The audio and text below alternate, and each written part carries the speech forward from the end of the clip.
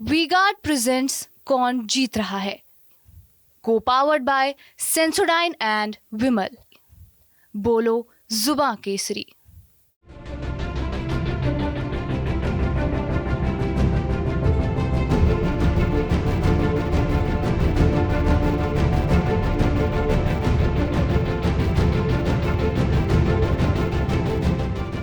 पंजाब की सभी 13 लोकसभा सीटों पर अंतिम चरण में 1 जून यानी कल वोटिंग होनी है। इस बार पंजाब में चुनावी मुकाबला चार कोणी देखने को मिल रहा है। वजह श्रोमणी अकाली दल, बीजेपी, कांग्रेस और आम आदमी पार्टी अकेले अकेले चुनाव लड़ रही हैं। मतलब पंजाब में इस बार कोई गठबंधन नहीं है। लगभग 3 दशक बाद बीजेपी और श्रोमणी अकाली दल एक दूसरे के खिलाफ मैदान में है। बता दें, पंजाब में बीजेपी का अब तक का सर्वश्रेष्ठ प्रदर्शन 3 लोकसभा सीट जीतने का ही रहा है, लेकिन पहली बार 13 सीटों पर चुनाव लड़ रही है। वहीं दिल्ली, गुजरात, हरियाणा, गोवा में एक साथ मिलकर चुनाव लड़ने वाली कांग्रेस और आम आदमी पार्टी पंजाब में आमने सामने ताल ठोक रही है। ऐसे में देखना है कि बीजेपी दल बदलुओं के दम पर 3 सीट का बैरियर 2024 में तोड़ने में सफल हो पाएगी या नहीं। नमस्कार, मैं हूं देवेश यादव और आप देख रहे हैं टीवी 9। पंजाब में बीजेपी पहली बार अपने बूते चुनाव लड़ रही है। अब तक बीजेपी अकाली दल के साथ मिलकर चुनाव लड़ती रही है। पिछले लोकसभा चुनाव यानी 2019 में बीजेपी ने 3 सीटों पर चुनाव लड़ा, जिनमें से 2 सीटें जीती थी और इस बार सभी 13 सीटों पर बीजेपी के उम्मीदवार मैदान में हैं। राज्य में बीजेपी पीएम मोदी के नाम के सहारे मैदान में है। बता दें कि बीजेपी ने पंजाब की 13 में से 3 सीटों पर अपने कैडर को प्रत्याशी बनाया है, जिनमें गुरदासपुर, होशियारपुर और आनंदपुर साहिब सीट शामिल हैं, जबकि बाकी सीटों पर दूसरे दलों से आए हुए नेताओं पर ही दांव खेला है। ऐसे में कहा जा रहा है कि बीजेपी ने 2024 की लोकसभा चुनाव में पंजाब से काफी उम्मीदें पाल रखी हैं, क्योंकि 27 साल तक एक साथ रहे अकाली दल के साथ नाता टूटने के बाद बीजेपी की उम्मीदें पंजाब में हिंदू समुदाय के वोट बैंक पर भी हैं।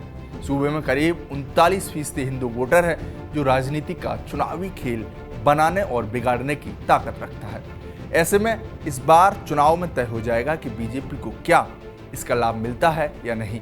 इसलिए बीजेपी ने अकाली दल को इस बार दूर रखा ताकि 39% वोट को अपने पाले में ला सके। हालांकि 2022 के चुनाव में बीजेपी सिर्फ 6.6% वोट पर आकर अटक गई थी और 2 सीटें ही जीत सकी थी। इसके बाद भी बीजेपी ने अकेले चुनावी मैदान में फिर से दांव लगाया है। बीजेपी नेताओं को उम्मीद है कि श्रोमणी अकाली दल से अलगाव के बाद हिंदुओं के वोट कांग्रेस की बजाय बीजेपी को ही मिलेंगे। पंजाब में बीजेपी इस बार 2 चुनौतियों को लेकर मैदान में है। एक तो हिंदुओं के वोट को पार्टी की तरफ किया जाए, वहीं सिखों को पार्टी के साथ जोड़ा जाए। अकाली दल के साथ गठबंधन में रहने के चलते बीजेपी खुद को गुरदासपुर, होशियारपुर और अमृतसर लोकसभा सीट तक सीमित रखे हुए थी। 1998 से 2004 तक इन सीटों को बीजेपी जीतने में कामयाबी रही थी, लेकिन पिछले 2 चुनाव से अमृतसर सीट हार रही है। नवजोत सिंह सिद्धू के बीजेपी छोड़कर जाने के बाद से पार्टी के पास कोई बड़ा सिख नेता नहीं है। ऐसे में प्रधानमंत्री नरेंद्र मोदी खुद ही सिख समुदाय के बीच विश्वास बढ़ाने में जुटे हुए हैं। पीएम मोदी पटना साहिब में अभी हाल ही में लंगर खिलाते हुए नजर आए थे। वहीं पंजाब में चुनाव प्रचार के लिए उतरे तो सिर पर सिख पगड़ी पहने हुए नजर आए थे। इसी रणनीति के तहत बीजेपी ने सिखों को पार्टी में शामिल कर टिकट भी दिया है। माना जा रहा है कि पंजाब में लंबे समय तक गठबंधन में रहने से बीजेपी यहां अपना संगठन मजबूत करने पर ध्यान नहीं दे पाई है। साथ ही पार्टी अपने सिख नेता को भी तैयार नहीं कर पाई थी। हालांकि इसकी भरपाई के लिए बीजेपी ने दूसरी पार्टी के कई बड़े सिख नेताओं को पार्टी में शामिल कराया ही नहीं, बल्कि उन्हें उम्मीदवार बनाकर चुनावी मैदान में उतारने का दांव भी चला है। इतना ही नहीं, कांग्रेस छोड़कर आए सुनील जाखड़ को पंजाब की कमान भी सौंपी, जो जाट नेता कहलाते हैं। इसके अलावा कैप्टन अमरिंदर सिंह को भी बीजेपी ने अपने साथ मिला लिया, जिसके बाद बीजेपी ने 4 बार कांग्रेस की सांसद रही परनीत कौर को पटियाला से मैदान में उतारा है, जो पूर्व सीएम कैप्टन अमरिंदर सिंह की पत्नी है। वहीं पूर्व मुख्यमंत्री बेअंत सिंह के पोते और 3 बार लगातार सांसद रहे रवनीत सिंह बिट्टू को लुधियाना से बीजेपी ने प्रत्याशी बनाया है, जो कांग्रेस से बीजेपी में आए हैं। इसके साथ ही जालंधर सीट से सुशील कुमार रिंकू को टिकट दिया है, जो आम आदमी पार्टी के एकमात्र सांसद थे और टिकट मिलने के बाद भी पार्टी छोड़ बीजेपी में शामिल हो गए। इसके साथ ही बीजेपी ने चुनाव के एन पहले अमेरिका में भारत के पूर्व राजदूत तरनजीत सिंह संधू को भी पार्टी में शामिल कराया और अमृतसर से प्रत्याशी बनाया है। बता दें कि तरनजीत सिंह संधू के दादा तेजा सिंह समुद्री सिखों के बड़े नेता हुआ करते थे। यहाँ एक चीज और समझने की जरूरत है, वो ये कि पंजाब में बीजेपी का ज्यादा आधार शहरी क्षेत्र तक था, लेकिन दूसरे दलों से आए नेताओं का सियासी आधार ग्रामीण क्षेत्रों में भी है। इस तरह बीजेपी को दूसरे दलों से आए नेताओं की बदौलत इस बार करिश्माई प्रदर्शन करने की उम्मीद है।